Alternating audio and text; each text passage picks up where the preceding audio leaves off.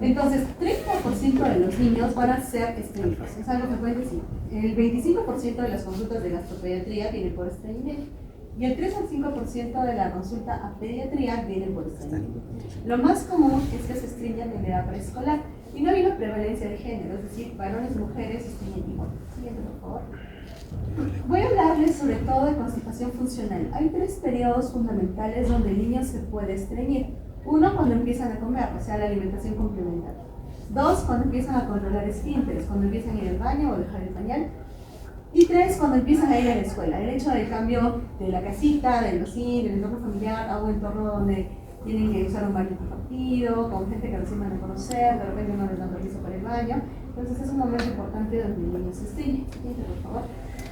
La fisiopatología es súper sencilla. Cuando llega el bolo fecal que ha pasado por todo el intestino delgado, el intestino grueso, al llegar al recto, el bolo fecal distiende al recto y esta distensión genera que se relaje el ano.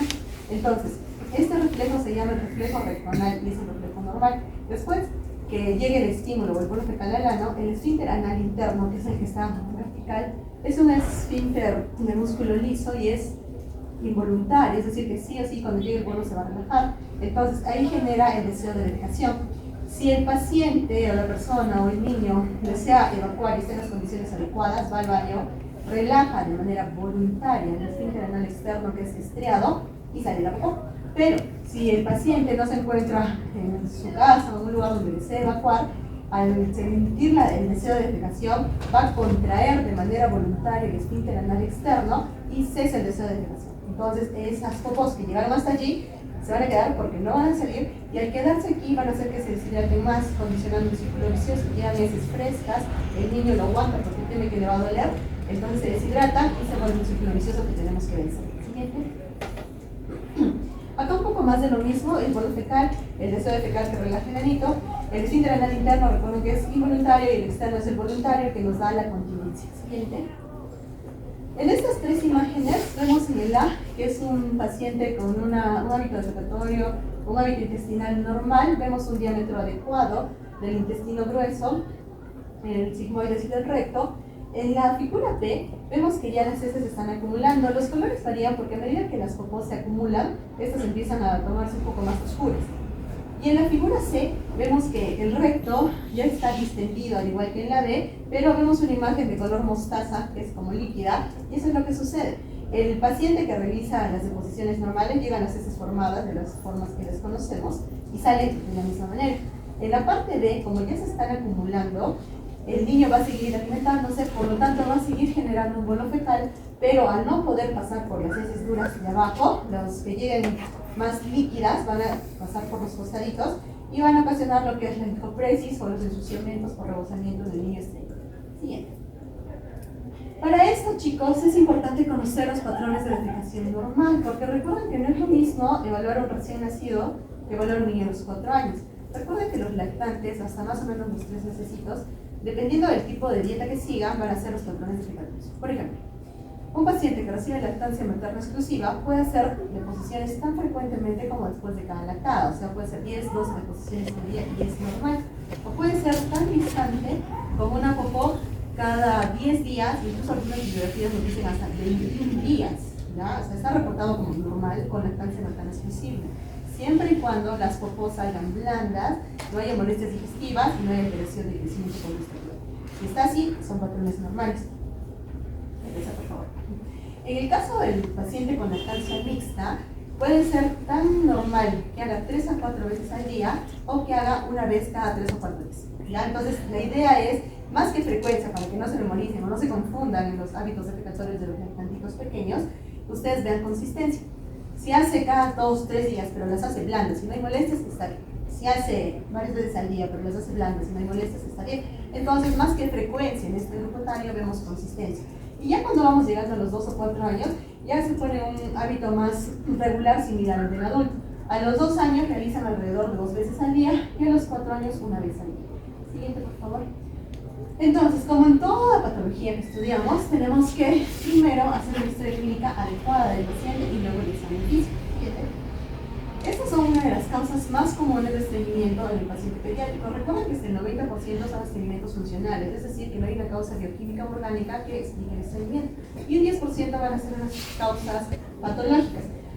El primero, como les comenté, el estreñimiento funcional representa el 90% de los casos. Otras causas de estreñimiento son las intolerancias alimentarias o alergia a la proteína de leche vaca. Siguiente. También dentro de causas endocrinas y metabólicas tenemos la fibrosis quística, la ingesta de la toxicidad por plomo, intoxicación con vitamina D, la hipo o hipercalcemia, el hipotiroidismo y otras causas anatómicas como malformaciones anorectales y también podría ser enfermedad celíaca, que no es muy común en nuestro medio, pero cada vez se están diagnosticando más casos. Siguiente. Bien, respecto a la historia clínica, es muy importante tener en cuenta la edad de aparición. Si se estreñe desde antes de que empezó a comer, si se estreñe desde que nació, si se estreñe desde que empezó a controlar esfínteres, porque como ya hemos visto, el momento del inicio de la continencia fetal o del control de esfínteres es un momento donde el niño se estreñe. La frecuencia y la consistencia es lo que siempre les recalco en la historia clínica. Hábito defecatorio, frecuencia, cada cuánto tiempo se la ocupó y de qué consistencia. Para eso tiene la escala de Bristol, que es ampliamente conocida por ustedes. Okay. Tenemos que ver si ha habido dolor y sangrado de vapor. Recuerden que el niño que hace heces duras o como bolitas o bolas grandes va a producir fisuritas anales, pasa por el canal anal y desgarra y produce una fisurita. Entonces, al tener esta fisura, el niño puede sangrar, pero esta fisura le va a generar dolor. Por lo tanto, el niño dice: si yo hago popó, me duele. Entonces, a la siguiente, independientemente de la consistencia de las popós, el niño va a sentir: ok, quiero hacer popó, pero como ya me dolió, me va a doler. Entonces, aguanta. Y dice: oye, ok, se pasó el momento y sigue siendo su vida. El problema es que las heces que ya llegaron aquí se empiezan a deshidratar más. Y a la próxima que quieran salir, salen duros. Y entonces ahí se genera el ciclo vicioso que es lo más difícil de desentender y por lo cual el tratamiento con los años está largo. La historia de dolor abdominal. En la consulta vemos que muchos de nuestros niños que vienen referidos o por cita propia por dolor abdominal, hasta el 50% son estreñidos. ¿Ya? Entonces, nosotras tenemos la consigna de paciente con dolor abdominal, así como vamos descartando otras causas que podemos verlas en la historia o si no en el examen físico, tenemos que descartar estreñimiento porque es una causa muy frecuente de dolor abdominal, pero las mamás no lo saben, pero nosotros tenemos que lograr investigar y preguntar de todas las maneras o según la evaluación física, tratar de buscarlo hasta demostrarlo con él. Siempre que haya dolor brusco. Ahora, si vienen con fiebre y otras cosas, pues ya se enfocan en cuadros infecciosos, ¿no? Varía. Todo depende del paciente. Ya no había historia de incontinencia fecal, son los escurrimientos o rebosamientos que ya les expliqué. La historia de líquidos y de dieta. Hay muchos niños que no comen frutas y verduras porque durante la alimentación complementaria no les llega, porque la familia no come. Entonces, su ingesta de fibra es baja. La idea de la fibra, que les voy a explicar más adelante, es que el niño ingiera la cantidad de fibra adecuada para la edad. Si el niño ingiere la cantidad que debe, está bien. Si nosotros queremos darle más cantidad que la que debe, no nos va a ayudar en el crecimiento. ¿Ya? O sea, lo que tiene que llevarse claro es: si él come su cantidad de fibra indicada para la edad, es suficiente. O sea, no pretendamos que darle fibra extra lo va a ayudar, no va a ayudar. Lo mismo con los líquidos: si ingiere lo requerido para su edad, suficiente. Si le damos más, no lo va a ayudar. Si ha habido uso de medicación, qué tipo de medicación, cuánto tiempo, si se suspendió brutalmente, cómo es el desarrollo general del paciente. Recuerden que los niños con parálisis cerebral infantil no se movilizan, la mayoría tienen problemas. Hay algunos que ya están en un grado severo, que requieren ayuda incluso para todas las actividades, incluso para movilizarlos de la cama. Entonces estos niños no hacen obviamente nada de actividad física. Eso es un factor de riesgo también para estar estreñidos. Y la historia familiar: se ha visto que hay familias de estreñidos, los papás son estreñidos, los hijos son estreñidos. Esto más que un componente genético está en relación al tipo de dieta o los hábitos familiares. Siguiente, por favor. En estas imágenes, en la A, podemos ver ahora 6 que hay una fisura, ¿ya? Donde son una de las consecuencias del estreñimiento. En la B vemos unas heces duras que Bristoles. Muy bien, Bristol 2. Y quedemos con rastros de sangre, porque salió durita y hizo una heridita a nivel perianal. En la parte C hay muchos niños que vienen por diarreas, ¿sí? Como les comenté en las primeras imágenes, cuando está lleno de popó dura, las heces nuevas se filtran y salen más semilíquidas o acuosas. Entonces, muchas veces los estreñidos consultan por diarreas.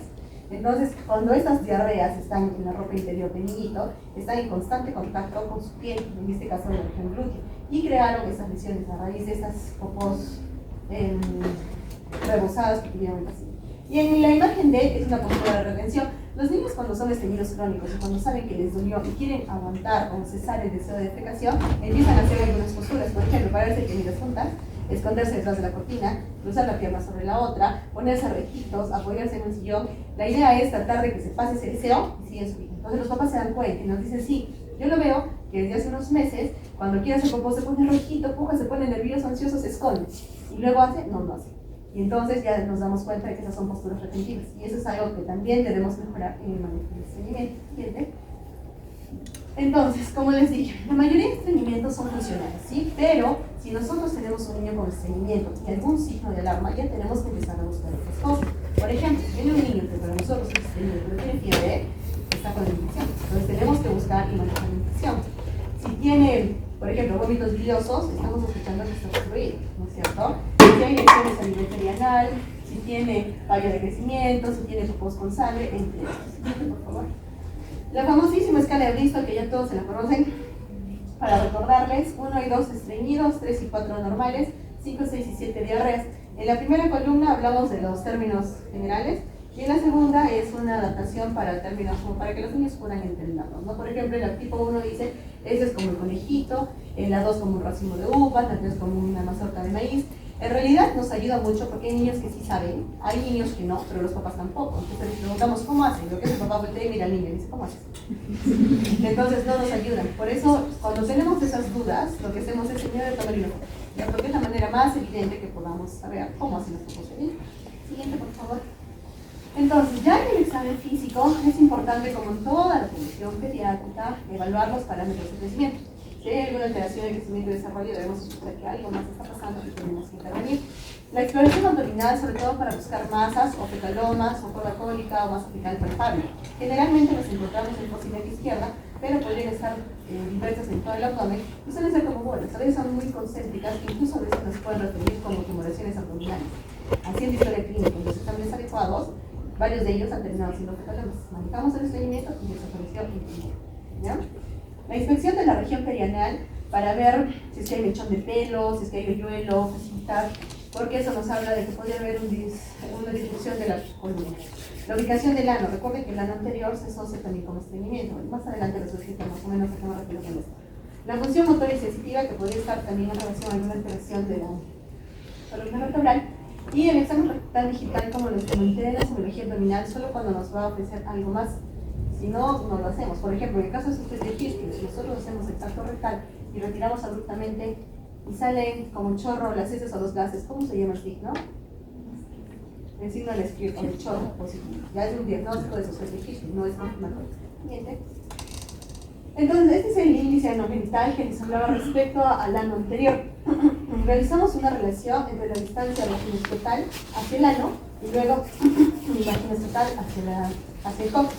Entonces, la relación normal en varoncitos es de 0.54 más menos 0.3 y de mujercitas de 0.40 más menos 0.3. Esta relación está disminuida y por eso hablamos del ano anterior y también está otro estreñimiento. En algunos casos, el manejo puede ser quirúrgico. ¿Ya? Siguiente. Entonces, ¿cómo hacemos el diagnóstico de estreñimiento funcional? Tenemos los criterios de Roma 4, que ya son bastante conocidos por ustedes. Recuerden que tenemos dos grupos principales, aquellos pequeños menores de 4 años y los que son mayores de 4 años. En el caso de ambos, debe cumplir por lo menos 2 criterios durante al menos un mes. Y con eso hacemos el diagnóstico de estreñimiento funcional. Siguiente, por favor. La radiografía abdominal no se debe pedir en todos los pacientes estreñidos, porque nosotros diagnosticamos un estreñimiento funcional con la clínica. Sin embargo, si no pudiéramos realizar un examen adecuado, un adecuado examen físico, la mamá no nos brinda buena información, pero nosotros sospechamos porque de repente el niño dijo, una vez hizo DUR, y la mamá dice, sí, pero siempre es normales, y le decimos, ¿cuándo hice? La mamá no sabe, o sea, tenemos mucha duda de que nos esté dando información adecuada y sospechamos estreñimiento, podemos pedir. O si de repente es un niño que tiene mucho tejido celular subcutáneo y no podemos llegar a palpar bien los intestinos, entonces, pero sospechamos de que está lleno porque la mamá nos dice, pues no ha hecho hace 7 días, pero luego no se acuerda porque vive con la tía, entonces en esta placa vemos debajo de la ciudad hepática, ven como otras manchitas despachadas, esas son las popos. Todo lo que está blanquecino son las popos, lo que ven negritos es el aire. Lo ideal de la placa es que deberíamos ver más negrito. Estamos viendo puro blanco, está lleno de popó, está con impactación fecal. Siguiente. El enema de Vario solo se recomienda cuando tenemos sospecha de enfermedad de Hirschsprung. Igual es un diagnóstico que es una ayuda diagnóstica que nos acerca a la enfermedad de Hirschsprung, pero si es que Vemos aquí en la imagen negrita, en la zona de transición. Ven que abajo es más delgadito y arriba está más grueso. Ok, esa zona delgadita donde está la flecha es la zona ganglionar. Entonces esa zona está más estrecha y como no pasa bien porque no funciona bien la inervación aquí, arriba se empieza a dilatar. Entonces esa es una imagen que podríamos ver en el contrastado del colon ovario, que debe ser sin preparación, y nos haría sospechar o aumentar nuestra sospecha de Hirschsprung. Pero si es así, nosotros tenemos que hacer la confirmación. Y la confirmación la hacemos mediante, ¿cómo confirmamos el Hirschsprung? Biopsia rectal. ¿Ya? El siguiente. También para el Hirschsprung o para descartar otros diagnósticos orgánicos podemos usar la manometría no rectal. Si el reflejo anal inhibitorio está presente en la manometría no rectal, es un Hirschsprung. Si no hay, entonces se debe realizar la biopsia rectal para confirmar el enfermedad de Hirschsprung. Si el reflejo rectoanal inhibitorio es anormal y tenemos una biopsia normal, entonces el diagnóstico es una cataratas. En la imagen B vemos, donde ven dos redonditos a los puntos negros, son las fibras nerviosas, pero que no tienen las células ganglionares, ¿ya? Entonces por eso se ven así. Y bueno, ahí vemos la sospecha alta de enfermedad de Hirschsprung, porque en algunos casos que haya la sospecha también se pueden hacer otro tipo de tinciones. Pero con la biopsia, logrando ver esta imagen, que es con una tinción simple de hematoxilina eosina, ya podríamos hacer el diagnóstico de Hirschsprung. Y abajo son los reportes de una manometría normal. Siguiente, por favor. A nivel de la radiografía y resonancia magnética de columna vertebral, solo se recomienda cuando nosotros tenemos alguna sospecha de alteración neurológica o algún estigma, por ejemplo, a nivel perianal, que nos haga sospechar de que la columna no está del todo bien. Entonces, en este paciente vemos que hay una fosita, un hoyuelo, ¿ya? A raíz de eso se le pide la radiografía de columna y ven donde está la flecha, hay una disrupción de la columna. Entonces, la resonancia magnética no debe ser en todos los niños. Se puede utilizar en aquellos pacientes que tengan alteraciones neurológicas y que queramos confirmar, por ejemplo, nuestro hallazgo que encontramos aquí. Entonces, otra vez, en el discernimiento funcional no es obligatorio hacer tantas pruebas, ¿sí? Es un diagnóstico clínico. Siguiente, por favor. Y ahora vamos al tratamiento de la constipación. El objetivo de posiciones diarias, idealmente 1 a 2 veces al día, sin dificultad y prevenir la fecalidad. Siguiente. ¿Qué debemos hacer? 4 pilares fundamentales. De educación, explicar a los papás por qué se produce el estreñimiento, cómo podemos mejorarlo, cuánto tiempo va a recibir el tratamiento, qué son las causas que producen el estreñimiento, cuáles pueden ser las complicaciones. La desimpactación fecal, hay algunas guías que nos dicen que desde inicio sí a todos, pero hay otras que no, depende del paciente. ¿Ya? En todo caso, yo les recomiendo, si hay un paciente que sí encuentra impactación fecal, hay que darle desimpactación fecal, pero los de reciente inicio no es obligatorio a un paciente de reciente diagnóstico de estreñimiento desimpactar si es que no estuviera impactado. La prevención de la reacumulación fecal, es decir, damos la desimpactación si es que fuera el caso y luego el mantenimiento, entonces explicarle y la duración. Y el seguimiento son las citas y los controles. La idea de los controles es ver si está cumpliendo la medicación, está tomando dosis adecuada, hay que regular medicación y dudas de los familiares. A veces nos dicen, le quité porque me dijeron que le va a causar cáncer, ha pasado. Le quité porque altera la microbiota. Entonces son cosas que para el familiar es importante, no nadie quiere exponer a su hijo cáncer, pero para eso estamos nosotros, para orientarnos. Entonces las preguntas más frecuentes y dudas que hacen que el paciente, el familiar retire laxante, son las cosas que nosotros siempre les hablamos en la consulta, para que no le quiten por esos motivos muy frecuentes y puedan seguir el tratamiento largo y el paciente mejorar, porque si el paciente interrumpe el tratamiento cada cierto tiempo porque la mamá tiene miedo de que se haga dependiente, de que le dé alguna enfermedad oncológica, el paciente mejora, entonces nunca mejora, porque siempre sigue empujando, le da las hemorroides, infecciones anales, colapso rectal, en el caso de mujercitas, infecciones urinarias a repetición, entre otros. Para eso es el seguimiento. El familiar tiene que adherirse. Nos citamos generalmente entre 15 a 30 días, dependiendo de la severidad, quizás a la semana. Los familiares que cumplen los controles van bien y les damos de alta. Los pacientes que no cumplen controles vienen, se van, vienen, se van, vienen, se van. Y los papás siempre vienen con las mismas quejas. Mi hijo sigue mal, pero no cumple. Y nos volvemos, y cada vez que los vemos, sigue estreñido, sigue estreñido. Pedimos placas porque los papás dudan que sea estreñido y está lleno de popó. Entonces siempre es lo mismo. La idea es lograr la adherencia de la familia, porque ellos son niños que administran el tratamiento de la familia. Entonces, si es que no lo logramos, el niño va mal. Y al final, el pronóstico a largo plazo del niño pues no es muy bueno porque va a tener complicaciones. Lo que les comenté, la fibra es todo lo que requiere por edad. Dar más fibra no ayuda, no tiene beneficio. La ingesta recomendada de agua por día, esto no es agua pura, o sea, incluye el agua, además del el líquido contenido en los alimentos llenos de vidrio. Por ejemplo, paciente menor de 6 meses, recuerden que no debe tomar agua, ninguno. Si toma, eso no es su fórmula, pero no puede tomar agua pura como tal, no debería tomar. Entonces, de 0 a 6 meses, el requerimiento hídrico para estos niños es alrededor de 700 mililitros, los cuales provienen de la lactancia materna.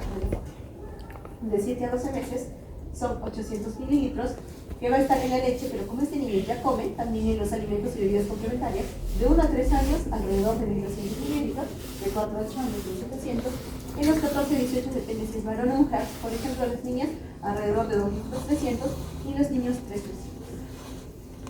Respecto a la actividad física, como les comenté, implementar la actividad física tampoco es un manejo del estreñimiento. Lo bueno de los niños sanos es que están corre, salta y camina todo el día, entonces la actividad física no les falta. Y llegando a la adolescencia si nos volvemos un poco más sedentarios. Ahí sí hay que incidir en que tienen que hacer actividad física, pero los más pequeñitos no. Y eso es también un factor en cuanto a los chiquitines que están postrados, que tienen parálisis cerebral, que no hacen actividad física, pero eso también es un factor de riesgo para esto. Si el niño está impactado, la dosis, el laxante de elección de es el polietilenglicol. Dosis de desinfectación de 1 a 1.5 gramos kilo día de 3 a 6 días. Si no encontráramos el polietilenglicol, la segunda opción es la lactulosa. Y si este niño además presenta fisuras anales, se puede usar vaselina tópica. En los lactantes se puede usar supositorio de glicerina o estimulación rectal si es que hay heces muy duras en el recto. Pero esto se recomienda como rescate, o sea, no es que lo vamos a poner interdiario o cada 3 días porque no hace, porque poner mucho supositorio o estimulación rectal puede desarrollar tolerancia. Entonces la idea es manejar por la boca o identificar la causa e intervenir. En aquellos lactantes mayores de 6 meses, se deben usar laxantes osmóticos diarios de primera elección al polietilenglicol sin electrolitos, porque con electrolitos podría producir un trastorno hidroelectrolítico en nuestro paciente pequeñito. También se puede usar como segunda opción la lactulosa y el sorbitol, pero no tenemos sorbitol. También podría considerarse federalmente a partir de los 2 años o más grandes algunos otros tipos de laxantes como los estimulantes tipo cenabisacodilo, y en el caso del aceite mineral y enemas, el aceite mineral idealmente mayores de 1 añito y los enemas si es que es de fosfato en mayores de 2 años porque puede producir trastornos del fosfato en el medio interno. Siguiente. Tabla resumen de los laxantes, a partir de qué edades podría utilizarse, la dosis y los efectos secundarios. La mayoría generan un poco de molestia abdominal, más flatulencias, y los que tienen electrolitos como la leche de magnesio podrían producir trastornos tipo hipermagnesémico, calcémico, fosfatémico. Lo bueno es que nosotros no lo usamos mucho, de repente algunos de ustedes los conocen por sus abuelitos y bisabuelos que usaban la leche de magnesia, ha sido bastante conocida, es económica, pero actualmente, o al menos en pediatría no lo usamos, pero está, si es que no consiguen todo lo demás, riesgo-beneficio, el polietilenglicol hay en todo lado, así que con seguridad a todos polietilenglicol. Siguiente. Los enemas rectales que hemos comentado, el fosfato de sodio que es el más conocido, el nombre más común en todos lados es el Evapol, el pediátrico para los pequeños, el Evapol de adulto para los mayores de 12 años, recuerden, no en menores de 2 años. Se pueden usar enemas salinos, incluso en los pequeñitos como los neonatos. El enema salino es cloruro de sodio medio por litro, 0.9%, le ponemos por vía rectal a las dosis indicadas. Y como lubricantes, el aceite mineral con los riesgos que tiene, ¿no? El neumonitis tifoide o molestias pleurales. Ya yéndonos para el final, hablemos un poco de la constipación crónica en incontinencia fecal. Entonces, lo primero en estos casos severos o crónicos es identificar qué eventos están condicionando que el paciente siga estreñido o esté estreñido por tanto tiempo. La causa más común, que es lo que les vengo explicando desde el principio, es la defecación dolorosa, ¿no? Si al niño le duele, no va a querer hacer. Pero lo primero que tenemos que vencer es el miedo del niño desde poco, porque los deseos están, la sensación está, pero tenemos que conversarlo del baño. Cuando él quiere hacer del baño, va a estar paradito y la mamá te dice, no quiere. Cuando quiere, yo trato de sentarlo y se pone más duro y pone las piernas tiesas para que no salga. Entonces es todo un proceso, porque para el niño esto es algo catastrófico. Le va a doler y no quiere que le duele, y para él lo más fácil es cesar ese deseo. El problema es que se endurece y nos complica todo el proceso.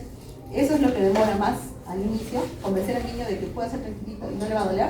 Por eso es que totalmente está largo. En algunos niños que ya tienen el miedo extremo a hacer popó, incluso nos ayudamos con el psicólogo, con el psiquiatra. Hay niños que no quieren hacer popó por nada del mundo. Entonces son casos más severos.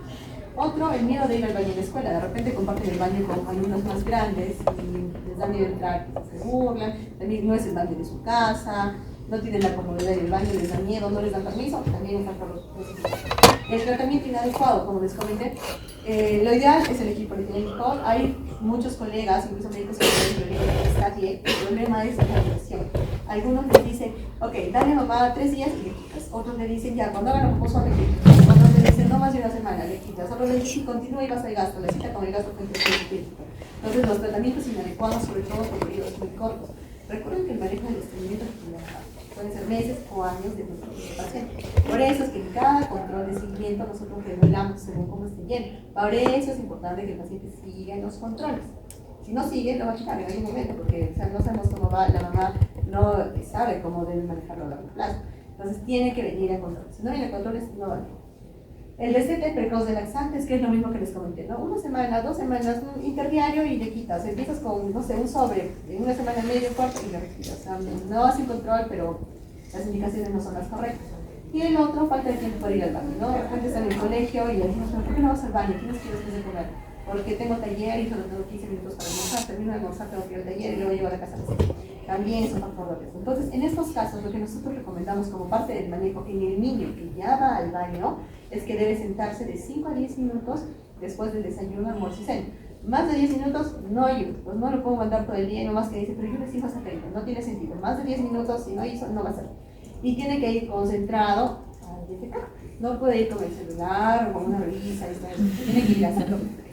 Y para eso también se cambia la postura. Las rodillas tienen que estar por encima del cotito para que el ángulo no se apriete y pueda salir a popó. Si las piernitas cuelgan, que es la mayoría de niños que ya se sienten en el water familiar, cuelgan las piernitas, aquí se ajusta, pero si están por encima se relaja y es más fácil de que salga la popó. Entonces es algo que también tenemos que manejar y para ello los papás pueden comprar una gradita o una banquita o incluso como asientos especiales con graditas. La idea es que mejoremos la postura del niño. Siguiente. Entonces, en la primera imagen vemos el paciente estreñido crónico en que la musculatura rectal ya se relajó, está bastante distendido y está presentando hipopresis porque nos tiene muchas popos acumuladas y los que están llegando recién están escapando. Eso es lo que causa los ensuciamientos a nivel de la ropa interior. Y lo que quisiéramos, lo ideal es llegar a la recuperación, es decir, que como vamos a limpiar este colon, este intestino, el tratar de que como ya no se va a llenar, recupere su forma, recupere su fuerza muscular y a recuperar, miren la parte del esfínter, aquí está inmediata, aquí está esa raíz, entonces tampoco se escapa. Entonces esa es nuestra idea a largo plazo, ¿sí? Lograr que el paciente recupere eso. Y entonces si el paciente está impactado otra vez, recordemos que es 1.5 gramos kilo día de polietilenglicol hasta máximo 6 días. Si por A o B no fuera suficiente o porque el paciente o porque no lo cumple o porque el familiar dice no le duele, o sea, presenta muchos problemas para cumplirlo, lo podemos hospitalizar. Le damos Vioral, si no quiere tomar sonda. Y le empezamos a dar. Tenemos que tratar, los chicos vienen por vómitos con estreñimiento. Entonces, es eso, o las tumoraciones que tienen, o sea, cuando los vean van a ver que tienen. Entonces, bueno, gracias a Dios, la mayoría de niños con la dosis de arriba va muy bien y de manera ambulatoria. Tienen que ser hospitalizados, tienen que colocar sonda, pero en casos severos se puede considerar. Entonces, esta guía nos dice utilizar polietilenglicol con electrolitos en hospitalizados. Nosotros usamos sin electrolitos por los riesgos que les he comentado de trastorno electrolítico en los pequeños. En los más grandes sí se pueden utilizar con electrolitos, pero en los chiquititos no. Entonces, para ustedes, para fines prácticos, paciente pediátrico, polietilenglicol sin electrolitos. ¿Ya? Y si fuera por sonda, pues las dosis, por favor, sería 25 mililitros por kilo por hora. Recuerden que el polietilenglicol es polvo y viene en sobres de 17 gramos. Cada 17 gramos se diluye en 250 mililitros de agua. Pues con esa dilución extrapolan aquí los mililitros. 25 mililitros por hora, máximo 400 mililitros que puede ser dada por sonda. En las dosis de aceite mineral, la verdad no usamos mucho. Y otros medicamentos que podrían utilizarse, por ejemplo, el hidróxido de magnesio, la leche de magnesia, el de magnesio, la clorosomitocena o bisacotina. Y los medicamentos rectales, algo importante. Cuando un niño está impactado, el manejo puede ser oral o rectal. Ya no hay estudios donde demuestran que la eficacia de oral o rectal es igual. O sea, no es que un niño esté impactado y es una indicación exclusiva de enemas, no. Depende del caso. Entonces, la mayoría, nosotros lo manejamos por vía oral porque van bien.